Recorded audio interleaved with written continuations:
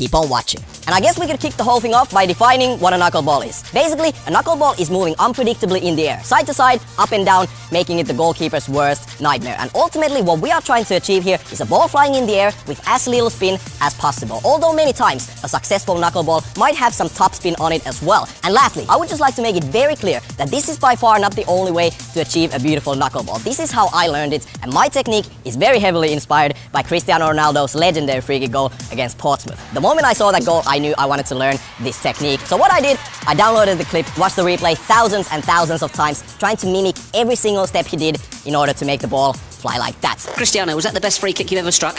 It's difficult to say, but maybe this one is the best. So let's kick the whole thing off with the run up to the ball. But before we do that, keep in mind that everything I'm about to tell you will apply whether you are trying to achieve a knuckleball from a free kick situation or if the ball is moving. Anyways, like I told you, my technique is 100% inspired by Cristiano Ronaldo, and the run up he does is simply a little bit weird. You want to run up to the ball from a little bit of an angle. You don't want to have an exactly direct straight angle to the ball. And at the same time, you don't want to have as much angle as when you are kicking a curving free kick. You run to the ball on your tiptoes.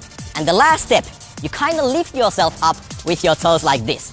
If you watch Cristiano Ronaldo's free kick goals, you will see he will always make that same motion. Running to the ball, lifting himself up, almost preparing his foot for what's about to happen when he strikes the ball, like this. Whoop!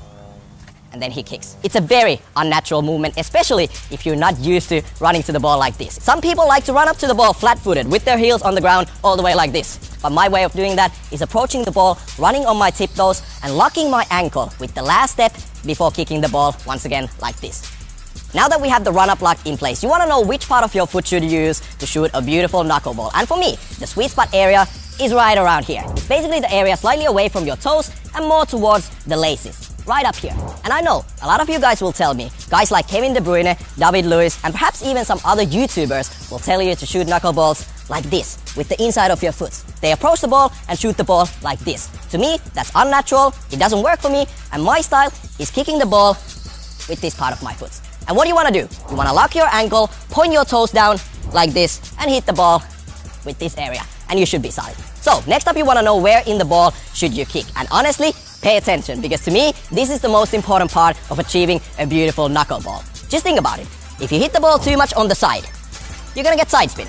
If you hit it too low and slice your foot under it, you're gonna get backspin. And like we learned in the beginning, we are trying to shoot the ball with as little spin as possible, if not with a little bit of beautiful top spin. And the way to achieve that is to hit the ball in the dead center, slightly on the lower half. The reason you want to kick the ball slightly on the lower half of it is simply because if you hit the ball too high, it's not going to have any air on it, and it's just going to roll on the ground. Also, when shooting knuckleball free kicks, you've probably seen a lot of people searching for the valve and facing it towards them on their run-up like this. And while it's not going to make the ball fly any more weird in the air, it is a very good thing to do because you actually get a visual reference on where the dead center of the ball is. But honestly, this tip is more for the people who just have a routine of shooting free kicks and they want to do it the same way every single time.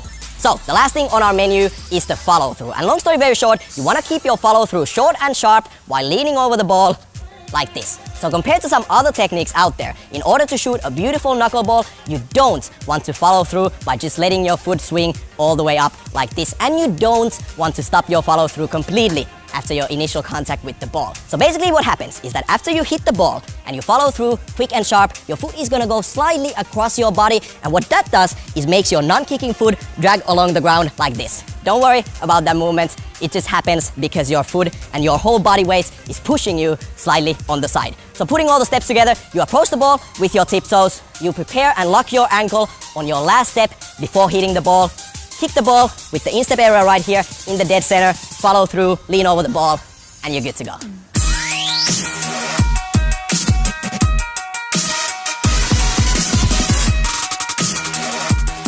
So next up, I have some additional tips for you guys when you are out there practicing your knuckleballs. And my tip number one is to start your knuckleball training by shooting to a moving ball. For some reason, shooting knuckleballs to a moving ball compared to just kicking them from free kick situations is a lot easier. I don't know why, and the only explanation I've been able to come up with after all these years is that when the ball is rolling and moving forward, it already has some small topspin on it, and as you kick it, I don't know what the reason is, but trust me when I tell you, shooting knuckleballs to a moving ball is easier, so start with that. My tip number 2 is the same tip I gave you earlier in the how to curve the ball free kick tutorial, which you can watch by clicking the eye icon in the top right corner of your screen. But basically what you want to do is you want to start practicing by kicking the ball towards the wall. The good thing about that is that, well, as you can see, the ball will always come back to you, so you don't have to waste time on the pitch running after the ball after you miss the top corner. So shoot against the wall. Tip number 3, don't give up on your training. Shooting knuckleballs is hands down the most difficult shooting technique in football, and depending on your skill level, mastering the knuckleball will take anywhere from months to years. So be consistent, stay positive, and keep practicing. So, hopefully you guys enjoyed this knuckleball tutorial, and I truly hope you guys got inspired and are ready to go to the pitch for many hours to work on your knuckleballs. Once again, it's gonna take you a long time to learn, so don't give up, stay consistent, and most importantly, have fun. And I'm gonna cut it right there. Once again, hopefully you guys had a blast watching this episode, and what I need you to do is leave a comment in the comment section below and let me know which shooting technique you would like to learn next here on Unisport Web TV. You can watch how to curve the ball by clicking the video right down here, and if you want to see more awesome videos like this, click here to subscribe. Again, stay consistent, don't give up, and work on those knuckleballs. I'm out.